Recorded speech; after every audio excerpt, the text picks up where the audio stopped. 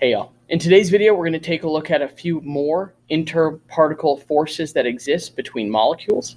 We're going to focus on dipole-induced dipole, dipole-dipole, and hydrogen bond forces. So let's go ahead and get started. The first thing we're going to look at is going to be dipole-induced dipole. Now, dipole-induced dipole, as the name suggests, has one molecule which has a dipole and the other one where the dipole has to be induced. Well, an induced dipole is one which was a nonpolar molecule. That means it didn't have a dipole until one was induced. Going back to my fish tank idea, when you feed the fish on one side of the tank, all the fish migrate to that side of the tank. In a dipole-induced dipole, the presence of a dipole near a nonpolar molecule can induce that nonpolar molecule to have a dipole that exists. These are temporary. They're not relatively strong. However, because of the existence of these induced dipoles, we do need to be aware that they do exist. They are attractive, and they exist again between a polar molecule and a nonpolar molecule. Additionally, the strength of these dipole-induced dipole forces is going to increase with the polarity of the dipole. So the more polar the polar molecule is, and the polarizability of the nonpolar molecule. So again, we talked in the last video, London dispersion forces, about how a larger, more polarizable electron cloud would lead to greater London dispersion forces. Well, they also can increase the relative strengths of these dipole-induced dipole forces. If we were to get two polar molecules nearby each other, now these two polar molecules have permanent dipole moments, where it has a permanently negative end and a permanently positive end. But remember, these aren't true charges. They're just partial charges. But that's enough to create a stronger force of attraction between the two molecules. So dipole-dipole forces are going to be based off of the existing dipole moments in polar molecules.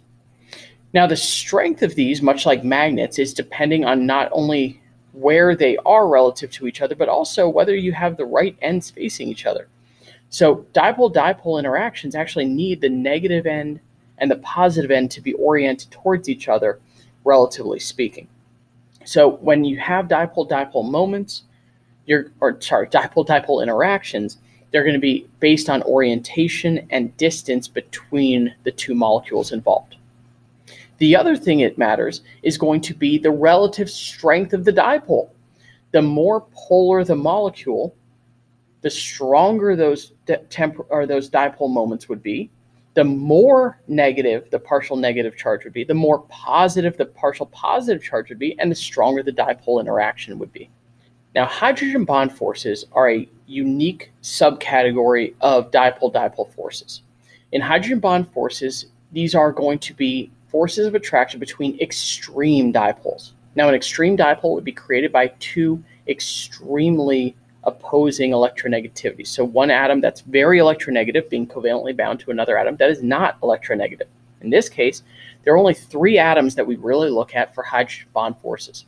That's going to be when hydrogen is covalently bound to nitrogen, when hydrogen is covalently bound to oxygen, or when hydrogen is covalently bound to fluorine. Now, in each of these three situations, the dipoles created by the bonds, the covalent bonds, are going to be extreme enough to create a very partially positive or a very strong partial positive at the hydrogen and a very strong partial negative at the other atom, the nitrogen, the oxygen, or the fluorine.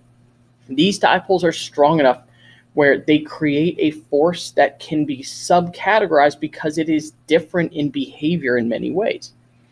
Many of water's unique qualities are simply due to the fact that it has the capacity to form hydrogen bond forces. So when we're looking at hydrogen bond forces, I need you to understand that a hydrogen bond force is not a covalent bond. It's an attraction between two different molecules where the positive dipole of one molecule is attracted to the negative dipole of the other molecule, or the positive dipole of the second is attracted to the negative of the first.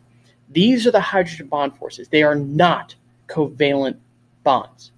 Okay, they are intermolecular forces, but they involve hydrogen covalently bound to nitrogen, oxygen, or fluorine.